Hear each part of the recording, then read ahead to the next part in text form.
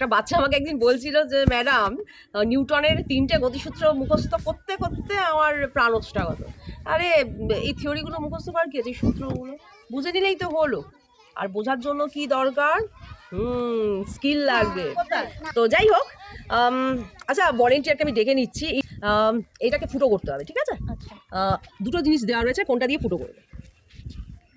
আলুটাকে ফুটো করতে হবে। কোনটা দিয়ে ফুটো করবো? হ্যাঁ, দ্যাটস আপ টু ইউ। এটা দিয়ে? আচ্ছা করো। আরে এটা দিয়ে তো যে কেউ পারবে। আমি বলছি পাইপ দিয়ে ফুটো করে ঢোকাতে হবে, পারবে? চলো চেষ্টা করো, চেষ্টা করো। দেখ তোরাও দেখ।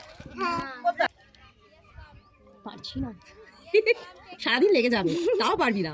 কিন্তু এর পিছনে যদি আমি সায়েন্সের ট্রিক লাগাই না, দেখবে যে ফুটো আছে। তোরা দেখে না, আমি চেক করে দিচ্ছি, কিন্তু কোনো আমার লুকোনো ফুটো করা কিচ্ছু নেই। এবার এটাকে আমি এখানে বসাবো, বসে চাপ দেবো, কিন্তু চাপটা আমি ওপর থেকে দেবো, ঠিক আছে? দাঁড়াও, ঠিক করে বসাতে এটা হবে। যাচ্ছে, ঠিক আছে, ঢুকে যাচ্ছে। কি করে সম্ভব? ঠিক আছে, আমার হাত নেমে গেছে, কিন্তু এতটা ঢুকে আছে। কি করে সম্ভব হলো? একটা পাইপ কি পারে হ্যাঁ আলুকে ফুটো করতে? নিশ্চয়ই না। অ্যাকচুয়ালি আমি পাইপ নয়, আমি এর সঙ্গে একটু ট্রিক অ্যাপ্লাই করেছি। সেটা আর কিছুই না, আমি এটার মধ্যে ধরে কিছুক্ষণ ধরে মুখটা ঢেকে দিয়েছি। ফলে কি হচ্ছে, এয়ার প্রেশার, বাতাস উপর থেকে প্রেশার দিচ্ছে। আমি ধৈর্য ধরে, তোমরা তো দেখলে কত ধৈর্য ধরে আমি এটাকে চাপ দিচ্ছিলাম। ধৈর্য ধরে অনেকক্ষণ ধরে রাখতে রাখতে টুক করে এটা এত চাপ হলো যে ঢুকে গেল। এর আরেকটা ভালো এক্সপেরিমেন্ট আমি তোমাদের দেখাচ্ছি। দেখো এই যে, দেখো এই যে স্কেলটা তো বুঝতেই পারছো একদম ঝুলে রয়েছে।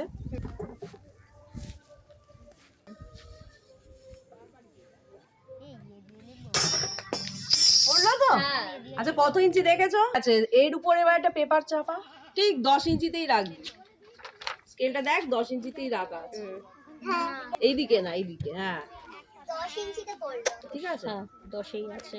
ঠিক আছে, 10এ আছে। হ্যাঁ পড়ছে কিনা আমাকে বল। কেন পড়ছে না? কেন? কেন? আচ্ছা কাগজটা তুলে দিলাম, এবার দেখ তো। দেখো কাগজের কেমন ওয়েট। কারণ আর কিছুই না, এয়ার প্রেশার দিচ্ছে। এই যে এত বায়ুমণ্ডল 76 মিলিমিটার এইচজি যে প্রেশার আমরা বলি না, সবসময় বইয়ে পড়ি না, এই প্রেশারটা আমরা ফিল করতে পারি না। কেন কি? বাতাসের মধ্যে দিয়ে চলাফেরা করছি, এই হিউজ প্রেশারটা আমরা ফিল করতে পারছি না। কিন্তু এটা বাতাস বয়, বোঝা যায় না যে প্রেশার আছে, ঠিক আছে? এবার হ্যাঁ, নিউটনের কথা বলতেই এবার একটা এক্সপেরিমেন্ট আমি তোমাদের বলবো। আপেল ফেললে কি হয়, মাধ্যাকর্ষণে নিচের দিকে যায়, তাই তো? আবার আরেকটা এক্সপেরিমেন্ট করে দেখাবো যে নিচের দিকে না, ওপরের দিকে যাচ্ছে, ঠিক আছে? এটাকে এবার উপরে শুধু ঘুষি মারতে হবে, এরকম করে ঝুলিয়ে ঘুষি মারতে হবে, ঠিক আছে? মারো দেখি। সেটা আলু নিচে না, উপরের দিকে যাবে। দেখো আমি কিন্তু হাত এক জায়গায় রেখেছি, কিন্তু আলু উপরে চলে আসলো। ওটাও নিউটনের গতিসূত্র, মাধ্যাকর্ষণ সূত্র। এটাও নিউটনের গতিসূত্র, তৃতীয় গতিসূত্র, ঠিক আছে? কিভাবে কেন সেটা বলছি তোমাদের। আচ্ছা এইটা যদি আমি হাতে নিয়ে ঘোরাতে চাই, পারবো? পড়ে যাচ্ছে। কিন্তু এটা যেই মুহূর্তে ঠিক এরকম একটা পজিশনে রাখবো, অনেক ইজি হবে কাজটা। দেখো দেখো দেখো দেখো, ঠিক আছে? পসিবল হচ্ছে তো? আমি কিন্তু ধরছি না। হ্যাঁ পড়ে যাবে না সেটা কখনোই নয়, কিন্তু অনেক বেটার ব্যালেন্স থাকছে।